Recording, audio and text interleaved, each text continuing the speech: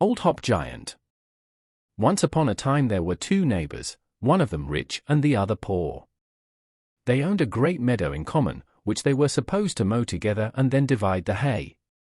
But the rich neighbor wanted the meadow for himself alone, and told the poor one that he would drive him out of house and home if he did not come to an agreement with him that whichever one of them mowed the largest stretch of the meadowland in a single day should receive the entire meadow. Now the rich neighbor got together as many mowers as ever he could, but the poor one could not hire a single man. At last he despaired altogether and wept, because he did not know how he could manage to get so much as a bit of hay for the cow. Then it was that a large man stepped up to him and said, "Do not grieve so. I can tell you what you ought to do. When the mowing begins, just call out Old Hopgiant 3 times in succession, and you'll not be at a loss, as you shall see for yourself." And with that he disappeared.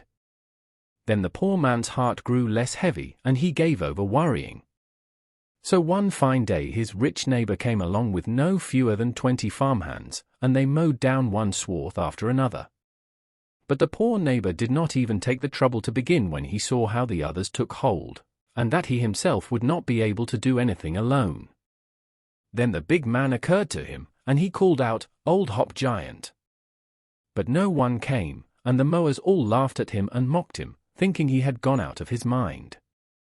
Then he called again, "Old Hopgiant." And, just as before, there was no Hopgiant to be seen. And the mowers could scarcely swing their sides, for they were laughing fit to split. And then he cried for the 3rd time, "Old Hopgiant." And there appeared a fellow of truly horrible size, with a scythe as large as a ship's mast. And now the merriment of the rich peasants' mowers came to an end. For when the giant began to mow and fling about his scythe, they were frightened at the strength he put into his work. And before they knew it he had mown half the meadow. Then the rich neighbor fell into a rage, rushed up and gave the giant a good kick. But that did not help him, for his foot stuck to the giant, while the latter no more felt the kick than if it had been a flea bite, and kept right on working.